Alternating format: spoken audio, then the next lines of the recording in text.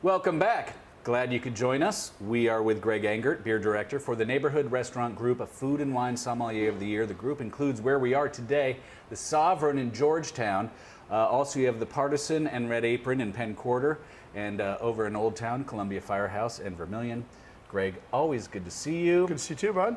What do we have on tap this week?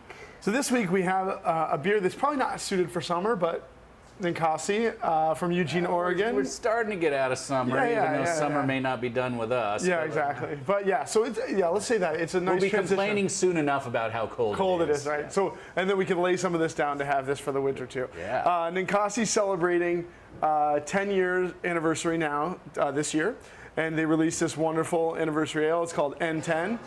I know this is a favorite of yours from the Pacific Northwest. Yes. Are they Oregon? Yep, Eugene. Yeah. Yep. Okay. Yeah, and not only a favorite of Brennan because of their locale, but because of what they do, which is make aggressively hoppy beers. And their anniversary ale is a blend that, of course, follows suit with the hoppy rate. So you look at it, it's dark, but it's like, it looks like stout-like, but there's some lighter hints to it, kind of a tawny amber, dark red. This is a blend of 5 different threads. Okay, so 50% of this beer is a brand new Imperial Stout they brewed, heavily hopped, of course, with a little bit of smoke malt. 10% of the beer is that same Imperial Stout aged in Old Forester and Woodford Reserve barrels, so that's 60%. It's Ninkasi, so the next 25% is made up of Imperial IPAs. You mentioned liking Total Domination before we started. One of my favorites. A go-to when I'm in the Seattle area. Absolutely, and now it's available around here, so it can be a go-to here. They brewed a stronger version, Imperial version of Total Domination. They also brewed an Imperial version of Made in the Shade, which is their summer IPA. Those two together, boom, 25%. And the last 15% is a Critical Hit, which is a barley wine they make, also very hoppy.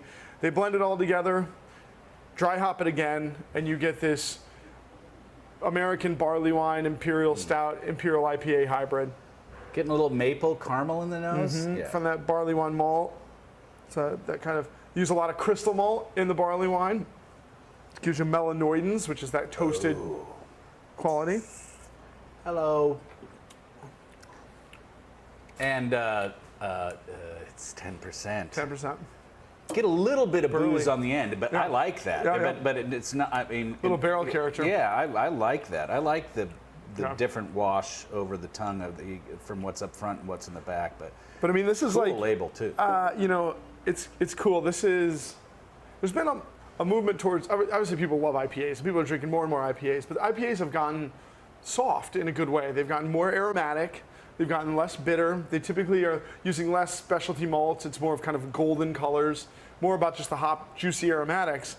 I love this beer. It just reminds me of like an old school, burly, Pacific Northwest, hoppy monster of a beer, you know? Yeah, so 10 years, 10 years goes by fast. It sure I've does. been enjoying these guys for a long time. They do a lot of great stuff out of the breweries in Oregon, and a couple legacy, if you want to call it that, right? You know, class of 88 or 87 we've talked about before. Oh yeah, Deschutes and those guys. Yeah, totally. Breweries out of Oregon. So it's fun beer, and you know the other thing is that it's built for today and for tomorrow. They decided to make this big blend and dry hop the blend so that you can drink it now, and it's going to deliver a really nice kind of hop attack. But you lay this beer down, it's going to be great 3, 4, 5 years from now. That booze will mellow, the hop character will subside. A lot of that kind of caramel toast you notice will come out, and it's going to really evolve over the next few years. I'm a bit mystified. What would you pair this with? It needs something that's big and fat and rich and crazy. Steak. Yeah, steak and lamb and burgers and duck and cheeses, aged cheddars. You know, if it's bacon across the board, you know, just make sure that it's as big and massive as the beer is, and you'll be all set. And again, real quick before we go about aging, dark, cool. Dark, cool. Not in a refrigerator. No, because refrigerators are deliberately very dry, right? So they don't mold. Suck it out. They suck the moisture out. You want a little bit of humidity to maintain your cap, or in a cork situation, maintain the cork.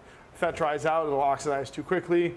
But definitely dark, cellar temps, if you can, and you should be good to go. And the great thing is, if you forget where you put it, you might find it again.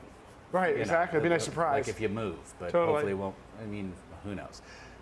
All right, I digress. Greg, thank you as always. Thank you. Everyone, please always do drink responsibly and be sure to bring your thirst next time for another beer of the week.